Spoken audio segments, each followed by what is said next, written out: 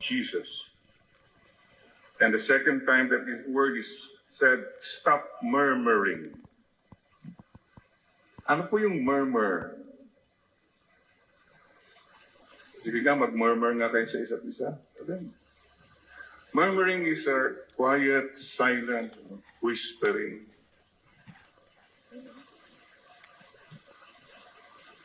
Murmurer. Are you a murmurer?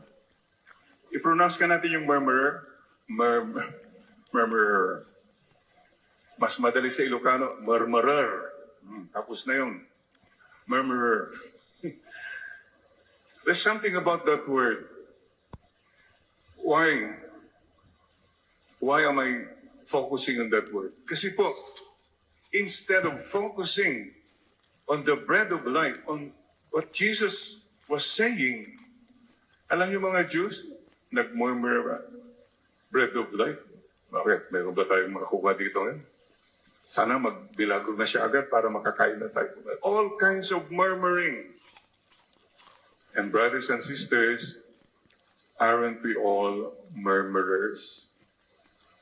First cousin ng murmurer are the rumor mongerers, or marites. First cousin, pinsan din nila yung mga bashers. Those people who think or speak ill of other people. Today, let us ask the Lord this simple gift. Help me to become a listener rather than a murmurer, a rumor mongerer, or a basher. Sana po, we focus on more beautiful things. Yung murmurer also has a very positive thing. Not all murmurers are negative, no? Like the murmuring of the wind, the murmuring of the beautiful, or murmuring sweet nothings to your loved ones.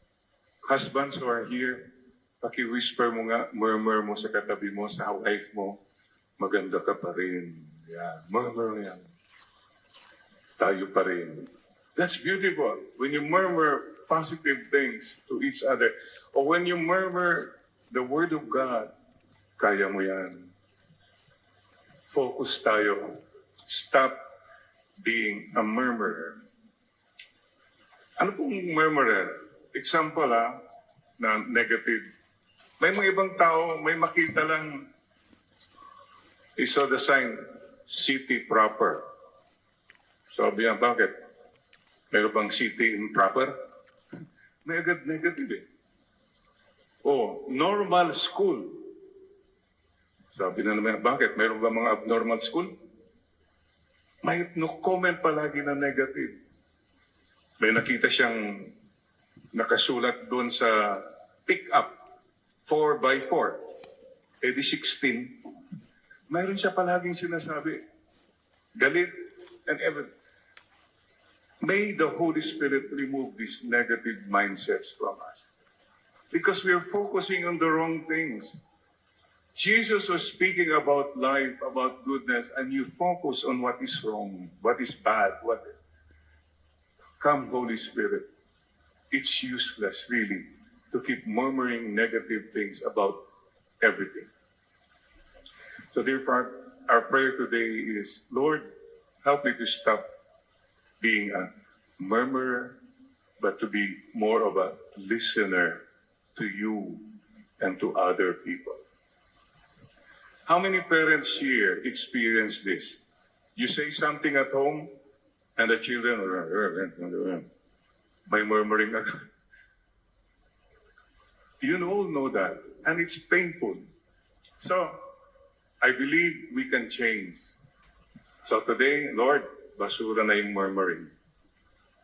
You can do that. Stop murmuring among yourselves. That's what the Lord is telling us. Actually, when you pronounce the word murmurer, it sounds like murderer. Oh yes. When we murmur negative things about people, we actually murder them. Character assassination. Many times, we're so unkind. Kasi wala naman nakakadinig eh. Uy, nadidinig yan ni Lord. God hears everything.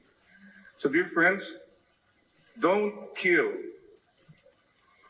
the character of people. Don't kill the hopes and dreams. Here's somebody who just hopes and dreams, and what do? We shoot him down. Wala yan. Sino ba yan? Anak lang yan ni Jose? Yung karpentero lang yan. O bakit? Bakit siya nagsasalita? Ano, saan natuto yan? There are people who cannot accept that there are people who are better than them. Why do we murmur against people? Number one, maybe because we don't like them.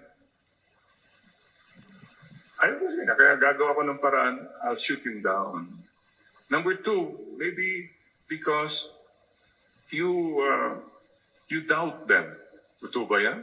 Maniwala ka dyan. Yung mga ganong mindset.